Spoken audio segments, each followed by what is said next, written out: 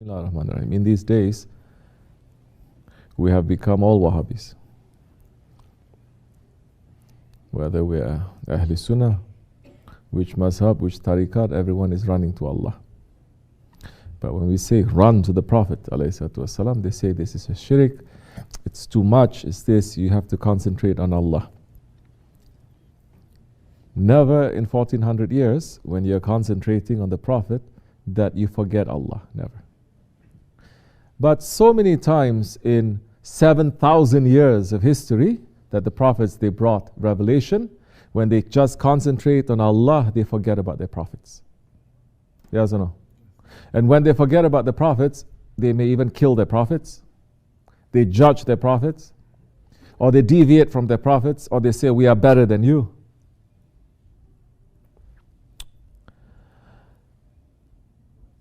Our kalima of shahadat is not only La ilaha illallah, it is Muhammad Rasulullah alayhi wasalam.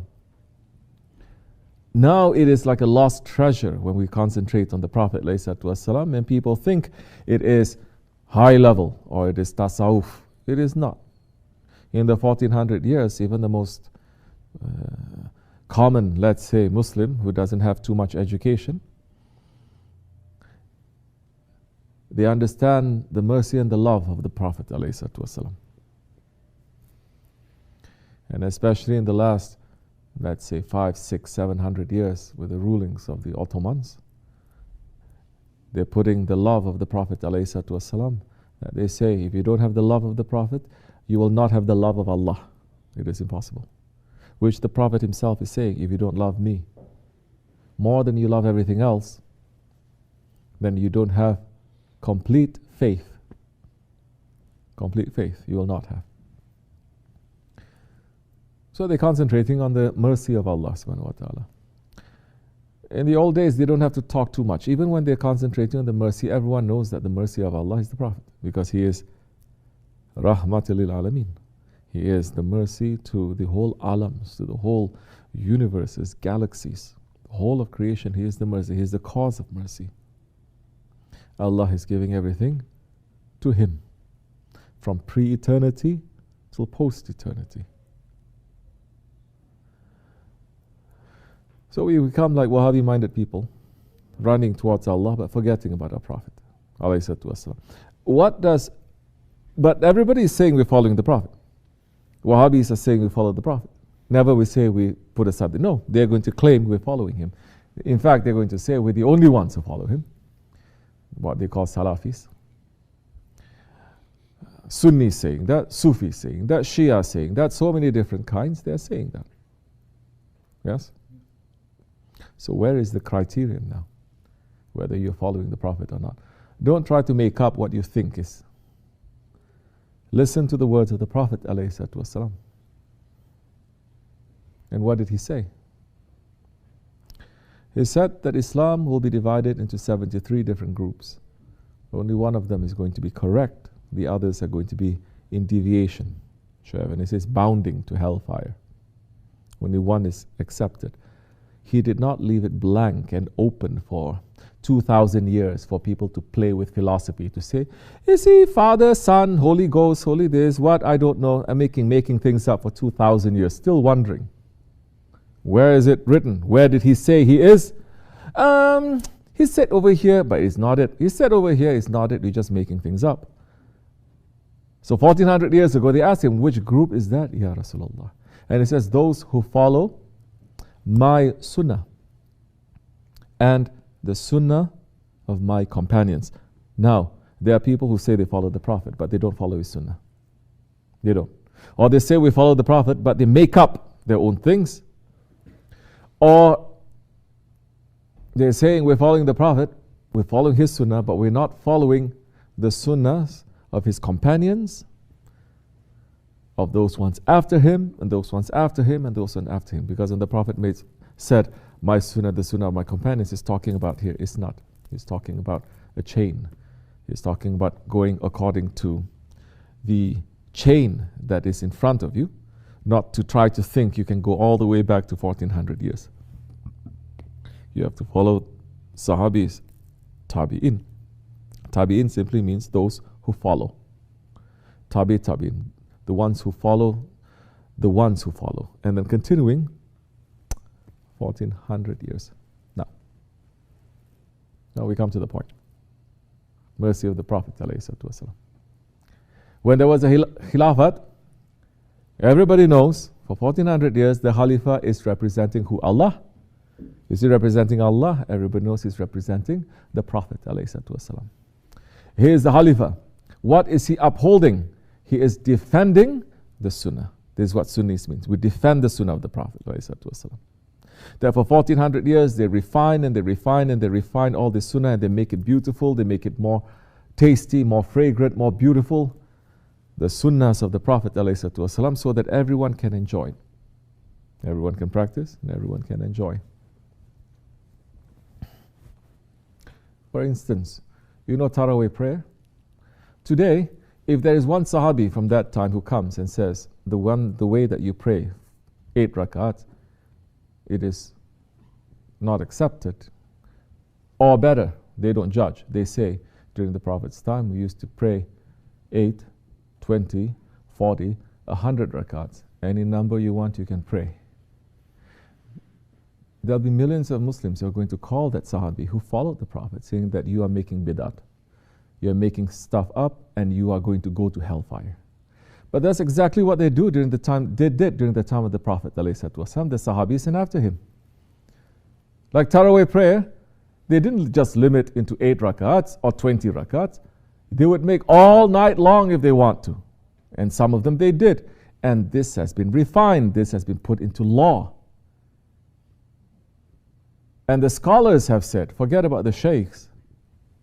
They don't wait until Ramazan to pray all night long. The Ahlul Bayt and the sheikhs, they will pray all night long, any night of the year. But it is well known now. You can do it. Okay, we put a cap at 20 rakats as a Jamaat. You want to pray all night long? You can. You can go home and pray all night long. It's okay. But now, if that Sahabi were to come today and he's going to pray more, so millions of Muslims are going to say, you are people of hellfire now. So, which means what? People, they're not saying that they are following the Prophet, they're not following the Prophet. That's why choosing the mazhab, it is important. But of course, these days people get too clever, especially people from the West. Yeah? Yesterday they don't know how to enter a toilet. Today they memorize everything, they become Muslim, very good. But they start making up stuff inside of Islam, new stuff inside of Islam also, saying that, you stupid brown Muslims, you don't know. We know, because we're white. Basically, it's that kind of attitude. What they call cancel? Cancel. They cancel us. Cancel culture. They say, don't you know? Now we have to make new mazhab, new law, new way. We have to make new Islam, European Islam, American Islam, this Islam, that Islam. But running away from those who have been given authority to establish. They run away from those who have given authority. Those ones that they follow, that they say they have authority, look to them, they don't have authority. Not dunya, not akhirat. So they don't follow. So how are you going to understand mercy? Like I said 100 years ago, everyone under the Khalifa, new Khalifa is Khalifatul Rasul. Khalifa means Khalifatul Rasul. And the Prophet ﷺ is the one who is representing Allah. And they concentrate on the love of the Prophet ﷺ.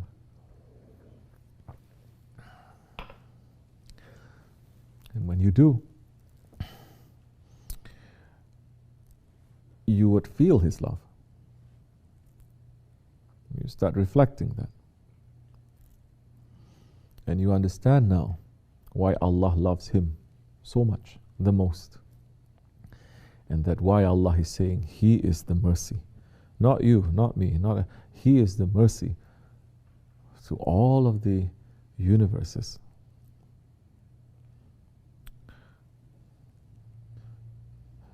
You enter into tariqat to dig deeper into that, because the key is there. The key to La ilaha illallah is through Muhammad Rasulullah. If you don't understand Muhammad Rasulullah, if you don't get close to the Prophet ﷺ and you don't understand, you will never understand La ilaha illallah. That time, your thinking about Allah or understanding about Allah is according to your ego, or according to your nationality, according to your philosophy, according to your politics, according to anything, but not according to the chain that is coming directly from the Holy Prophet ﷺ. So, how can we remove the Prophet ﷺ from this religion? This religion was revealed to him. If those ones are saying, don't love the Prophet too much, concentrate on Allah. But everything that we have, from the fasting to reciting to Hajj to everything, is according to the Prophet. To the praying according to the Prophet.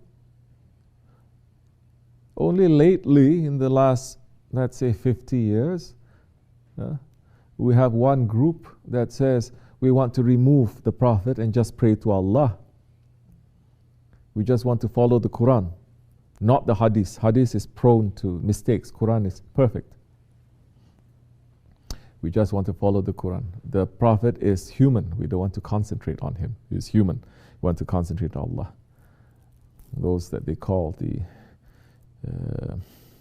how you say? Not Quran only is a nice term. They are those ones who are disobedient to the Sunnah. The disobedient to Sunnah people. That they go against the Sunnah. They even go to the extreme that they say we're not going to pray according to the way the Prophet prayed. We're going to pray according to what Allah is telling us. But Allah in so many ayat is saying, follow that Prophet, follow that Prophet. Whatever he gives you, follow. Whatever he says, follow, follow, follow, follow. Obey Allah and obey his Prophet. Obey Allah and obey his Prophet over and over and over again. And you know something else? The Quran came through the lips and tongue of the Prophet. It didn't come from Allah directly. It didn't. The language of Allah is different. The language of the Quran is different. The Prophet still had to say it, no? So you're coming, you're taking it, you're saying you're only following the Quran, but the Quran is from the one that you say is only human. But that is a different kind of Wahhabi kind of idea. It's taken over because everyone is saying, okay, I can just pray to Allah. It is easier. I don't have to follow anyone. I can live my own life. I can do as I like, because that one is going to tell me exactly what I have to do.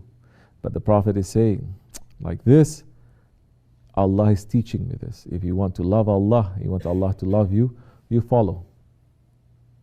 You follow as you like. You cannot separate now. Once you start separating Prophet ﷺ from Allah in your love, then you're separating the love of the Sahabis, you're separating now the love of the awliya Allah. So you said to separate all holy people, you said there's no holiness. Everyone is the same. Once you start pushing away the awliya Allah, the holy people, those that you understand, those that you don't understand, those that you see and those that you don't see, those who have power that is open and those who have hidden power. Once you deny them, then it's very easy to say, I only follow Allah. But you're in trouble now, because your faith is going to be according to your own ideas. Your own ideas. It's not going to be according to the ideas, not ideas, the reality of those ones that Allah says, these are my beloved ones and these are my friends. Then we're in trouble. You don't have mercy, you don't know the mercy of the Prophet, you don't know the love of the Prophet ﷺ. That time you will be terrorist. Very easy. Very easy. Very easy to take the religion and run. And saying Quran is saying this and this. Very easy. And whatever the Christians have been saying for 1400 years, that Muslims are violent and terrorists, they achieved that aim now. Shaitan achieved that with Wahhabism idea and cutting away the love of the Prophet ﷺ. Because when that love hits you, it is impossible to do that. Then, just like the Christians, they say, oh, the Prophet was violent. What violent? What violent? Because he fought back? Look in the Old Testament how many prophets fought back. Look how they fought and look how the Prophet ﷺ fought. Then you're going to see who is violent. Are we saying that those Old Testament prophets, they are violent? No, we say they are under the command of Allah. We don't judge, you see. This is the meaning. When the ayat of Amana Rasul saying, and we make no distinction between them. The prophets of Allah, we make no distinction. We don't say, this one is like this one is like that. This one is violent, this one is not. This one is son, and this one is... no. And what violence? How many years he was in Mecca? Huh? 13 years he was in Mecca. 13 years. And the small Islamic Jamaat community with the Prophet, every single day for 13 years, they were being hunted down and killed and oppressed and bullied and insulted. All their rights taken away from them. They were killed, they were tortured. They lived in complete difficulty and agony for 13 years. And the Prophet never taught them to take the sword and to open it and to fight back for 13 years. What kind of violence is that? After 13 years, then he said to them, now you're going to start attacking and killing everyone? No, Christians, they do that. No, he says, now you make the hijrah. You go somewhere else where you can practice your religion. You can say La ilaha illallah without fear that people are going to now attack you and kill you. And they did. And when they went away to just establish the kingdom of Allah properly, and then when those animals started chasing them to finish them off, that's when Allah is saying, now start fighting back to defend. And even then, the Prophet felt, ﷺ, very hesitant about that. And that is the command when Allah is saying what? I know that you don't like to fight. And? But the zulm is worse than killing. Oppression, it is worse than killing. So easy now. Christians saying, peace, peace, peace.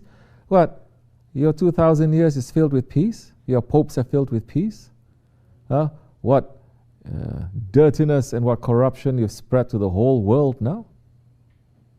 In the name of your religion, it's not the teachings of Isa alayhi salam, it's not the teachings of Jesus. No, you've deviated because you're not following your prophet. You say, you're the one who threw, but we are the one. What? That ayat?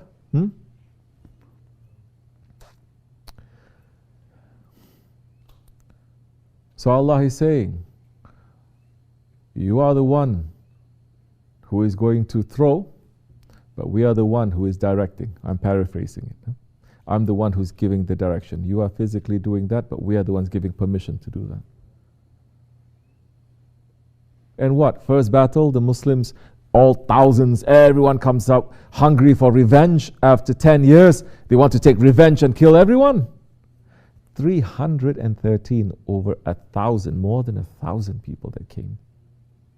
And those 313, they were not sure, they were unsure. Even the Prophet ﷺ was begging Allah for victory. Violent?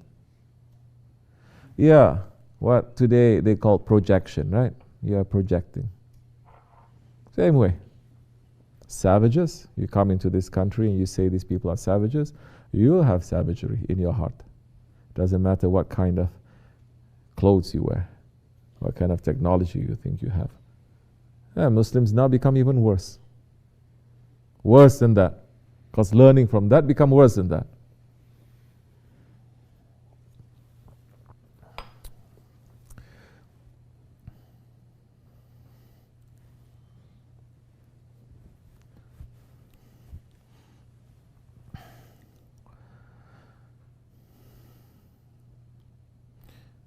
when you stop following holy people that are in the footsteps of the Prophet ﷺ, you lose that connection.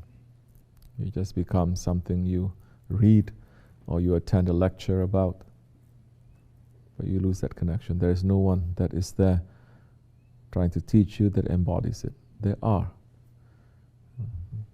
At any given time, there's 124,000 saints of Allah. But when the heart is busy with this world, busy with internet, busy with everything, and not searching for Allah, you can't see anything because the heart is blind.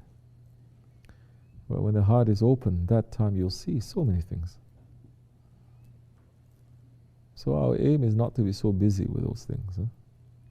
We are in it, we can take it, but we cannot be obsessed with it. Situation comes when we can be running away from that, we must do that. Then, once we understand not just the love of the Prophet ﷺ, but the difficulties that he went through, to know the love of the Prophet and the mercy of the Prophet is not just to sit around and sing songs about him. It's good, alhamdulillah, to sing qasidas and everything. Yeah, it's good. It's not just that. Sahabe Kiram, they did not become Sahabis just by sitting and praising the Prophet ﷺ.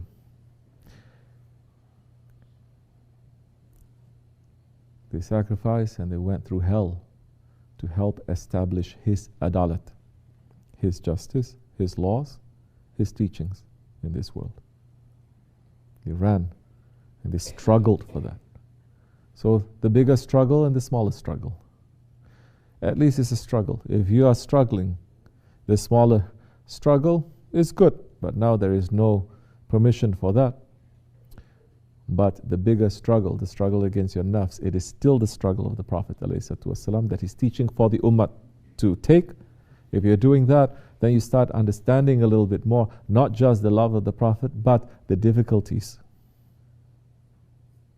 The difficulties. It's not just to sit and sing songs and get carried away and get into a high of the Prophet. It's not that. Then you have to understand, what was the Prophet? What did he come to establish? To tell mankind, turn your face away from shaitan, turn your face away from your ego and from this dunya and turn to Allah. At that time, when every day you are struggling to control yourself and to step in your ego because of the Prophet ﷺ, then you are involved in this struggle. That time it becomes more sweet. And you're going to see so many changes in your lives. So many things you're going to understand, realize, and you're going to taste. And it's not just because you are getting a high. It's not about high at all. May Allah make us to become more sincere and more truthful, inshallah. Amen. For us to wake up. Assalamu alaikum wa rahmatullah.